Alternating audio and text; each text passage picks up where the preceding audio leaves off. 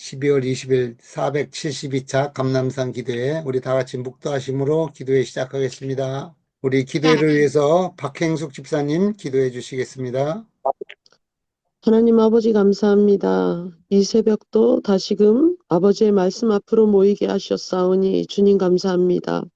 아버지 하나님, 우리 감람산 기도 모임에 많이 연로하신 분들이 많이 계십니다. 아버지 하나님, 우리 기도의 동역자 모두가 영적으로 육적으로 강건케 하셔서 더욱더 간절한 마음으로 아버지께 우리 모두의 소원을 아뢰는 감람산 기도 모임의 동역자들이 되게 하여 주시옵소서. 주님, 이 시간도 저희들 하나님의 말씀으로 충만하여 지기를 원합니다. 그리고 아버지의 뜻을 간절히 구하는 저희 모두가 되기를 원하오니 아버지 하나님 성령으로 역사하여 주시옵소서.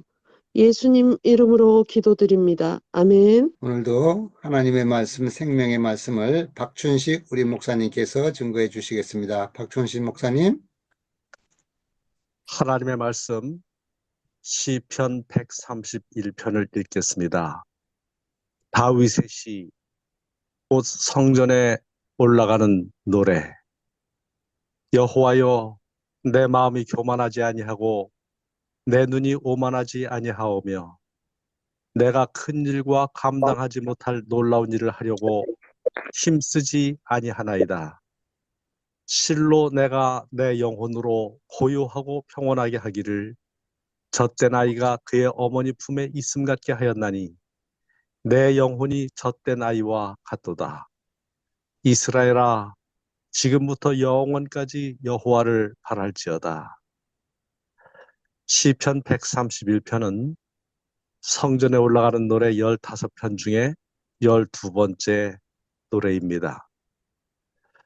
이 성전에 올라가는 노래에는 다윗의 시가 4개가 있습니다. 그 4개의 시 중에 세 번째 시인데 그 4개의 시는 시편 122편, 124편, 131편, 133편입니다. 이 시는 신뢰의 시로 분류가 되고 있습니다. 이 시는 읽기만 해도 여기에 나와 있는 그 말을 따라서 나누면 1절부터 2절은 개인적인 신뢰를 나타내고 있고 마지막 3절은 이스라엘에게 주는 권고를 담고 있습니다. 여호와여, 내 마음이 교만하지 아니하고 내 눈이 오만하지 아니하오며 내가 큰 일과 감당하지 못할 놀라운 일을 하려고 힘쓰지 아니하나이다. 본교의 성경 주석은 이렇게 주석을 하고 있습니다. 체험의 학교에서 시인은 교만과 이기심을 버리고 온유하고 겸손한 정신을 개발하지 않으면 안 되었습니다. 하나님이 보기에 위대한 사람들은 깊은 겸비의 사람들입니다. 그리스도께서는 여자가 낳은 자 중에 침례 요한보다 더 큰 이가 일어남이 없다고 말씀하셨습니다. 그러나 그는 가장 겸손한 사람들 중 하나였습니다. 요한은 자기 부정의 절정에 이르는 사람입니다. 그는 흥하여야 하겠고 나는 쇠하여야 하리라고 말한 사람입니다. 보좌 그 자체에 가장 가까운 곳에 겸비의 발등상이 있습니다. 참으로 겸손한 자들 외에는 아무도 진정으로 위대하지 않습니다. 하나님의 보좌는 가장 겸비한 곳이 바로 하나님의 보좌입니다. 왜냐하면 성육신하신 예수 그리스도가 그 보좌의 주인이셨기 때문에 가장 겸비하신 분이 앉으셨던 곳이 바로 그 하늘 보좌인데 그 가장 겸비하신 그분이 이 땅에 어디에 자리 잡으셨습니까? 치리봉사 365쪽에는 이와 같이 말씀하고 있습니다. 고가의 주택, 정성 들여 만든 가구 과시, 사치, 안일 등은 행복하고 유용한 생활의 필수적인 조건들이 되지 못합니다. 예수님께서는 일찍이 사람들이 이룬 적이 없는 최대의 사업을 이루시고자 이 세상에 오셨습니다. 그분께서는 하나님의 대사로서 인생에 있어서 최선의 결과를 얻을 수 있는 생활 방식을 우리에게 가르쳐 주기 위하여 오셨습니다. 인생의 최선의 결과를 얻을 수 있는 생활 방식. 바로 그것을 우리들에게 가르쳐 주기 위해서 오셨는데, 무한하신 아버지께서 당신의 아들을 위하여 택해 주신 조건들은 어떤 것이었을까요? 갈릴리 언덕의 한적한 가정, 스스로의 힘으로 정직하게 노동함으로 살아가는 가정, 단순한 생활, 어려움과 역경을 극복하기 위한 매일의 노력, 자아희생, 절약, 인내, 즐거운 마음으로 하는 봉사, 어머니 곁에서 성경을 펴고 공부하는 시간, 푸른 산골짜기에 고요한 새벽과 황혼, 천년계의 신비한 구조, 창조와 하나님의 섭리에 대한 연구, 하나님과의 신령적인 교제, 이 모든 것들이 예수님의 어린 시절에 주어진 조건과 기회들이었다. 하나님께서는 왕이 되는 사람들을 향해서 그들이 교만하지 아니하도록 특별한 법을 제정해 주셨습니다. 신명기 17장 18절로 20절에 이와 같은 율법이 왕들에게 주어졌습니다. 그가 왕 위에 오르거든 이 율법서의 등사본을 레위 사람 제사장 앞에서 책에 기록하여 평생에 자기 옆에 두고 읽어 그의 하나님 여호와 경외하기를 배우며 이 율법의 모든 말과 이 규례를 지켜 행할 것이라. 모세의 율법을 그는 적어야 됐습니다. 스스로 기록해야 됐습니다. 스스로 필사한 그 율법책을 자기 곁에 두어야 했습니다. 그리고 바로 그 자기가 기록한 그 책을 언제나 읽으면서 그 말씀대로 순종해야 됐습니다. 왜 그렇게 했겠습니까? 하나님의 이 계명의 말씀은 이렇게 계속됩니다. 그리하면 그의 마음이 그의 형제 위에 교만하지 아니하고 이 명령에서 떠나 좌로나 우로나 치우치지 아니하리니 이스라엘 중에서 그와 그의 자손이 왕위에 있는 날이 장구하리라. 여기 다윗은 여호와여 내 마음이 교만하지 아니하고 내 눈이 오만하지 아니하오며 내가 큰 일과 감당하지 못할 놀라운 일을 하려고 힘쓰지 아니하나이다. 이렇게 하나님께 기도했는데 바로 그는 하나님의 말씀을 사모하는 사람이었고 사랑하는 사람이었고 그 말씀을 순종하는 사람이었습니다. 그가 오만해졌을 때에 하나님의 말씀에 대하여 느슨해졌을 때 그는 끔찍한 죄를 지었습니다. 교만과 오만의 특징은 자기 중심이 되는 것입니다. 자기가 중심이 될 때에 다른 모든 사람들을 눈 아래로 깔봅니다. 위를 바라보지 않고 하나님을 볼 수가 없습니다. 이렇게 하나님을 보지 못하고 모든 사람을 자기 마음대로 다룰 수 있는 사람으로 보게 될 때, 그와 같은 교만 위에 설 때에 그는 바로 패망의 선봉에 서는 것입니다.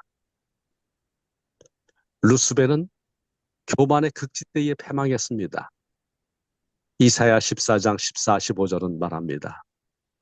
가장 높은 구름에 올라가 지극히 높은 이와 같아지리라 하는도다. 그러나 이제 내가 스올 곧구덩이 맨 밑에 떨어짐을 당하리로다.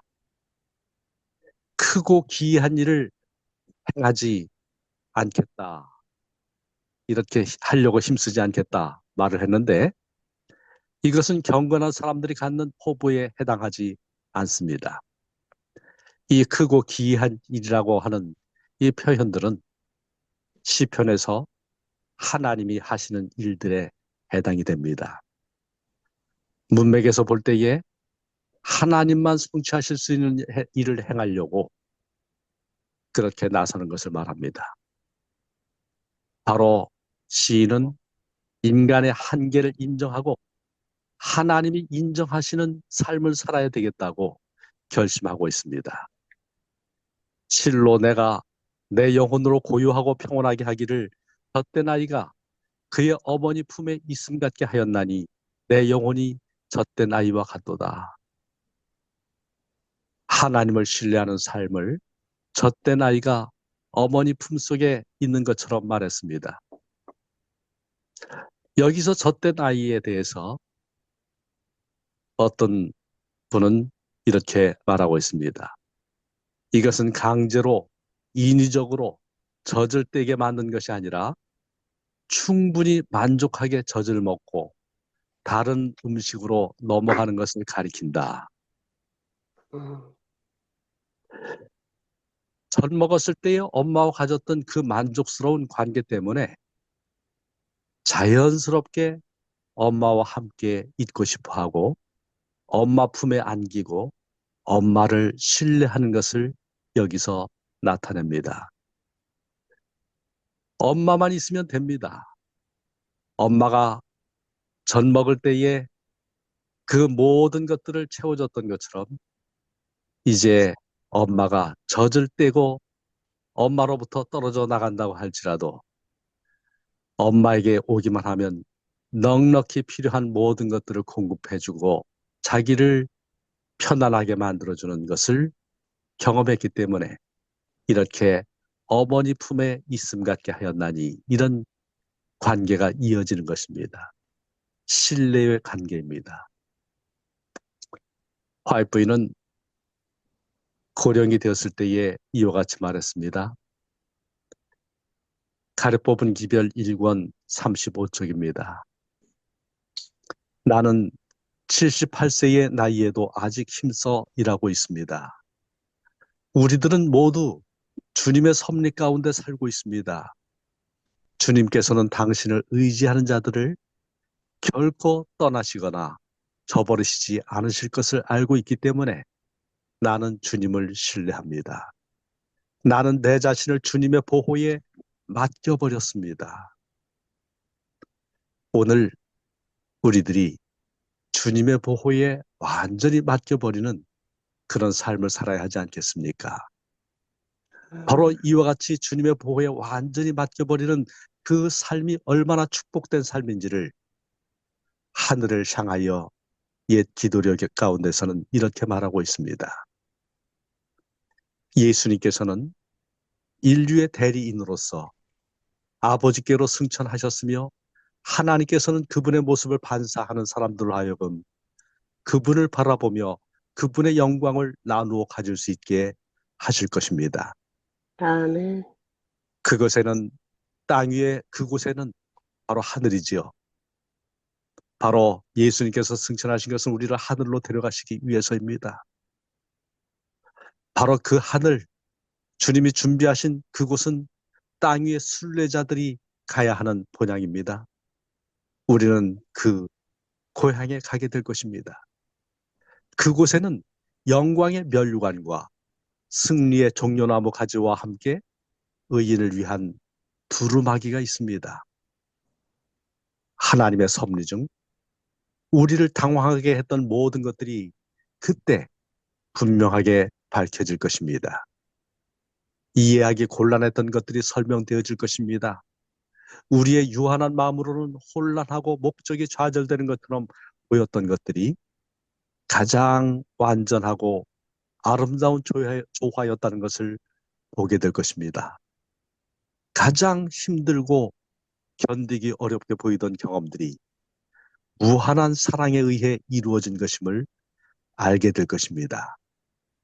모든 것을 우리의 행복을 위해 경영토록 하시는 그분의 다정하신 보살핌을 생각할 때 우리는 말할 수 없는 기쁨과 벅찬 영광으로 즐거워할 것입니다.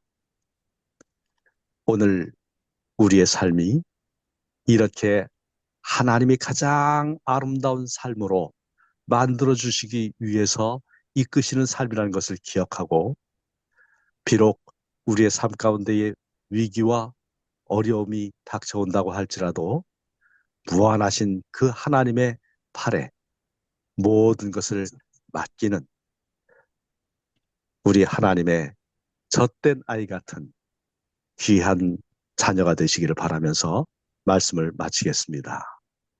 수고하고 무거운 짐진 자들아, 다 내게로 오라. 내가 너희를 쉬게 하리라. 나는 마음이 온유하고 겸손하니 나의 멍에를 메고 내게 배우라. 그리하면 너희 마음이 쉼을 얻으리니 이는 내 멍에는 쉽고 내 짐은 가벼움이라. 아버지, 오늘 온유하고 겸손하신 우리 주 하나님께, 우리 주 예수 그리스도께 우리의 모든 삶을 맡기기를 원합니다. 주님 안에서 참된 자유와 쉼을 얻을 수 있도록 우리 모두를 인도하여 주시옵소서. 이 고난의 세계 속에서 살아가는 당신의 종들을 기억하여 주시옵소서.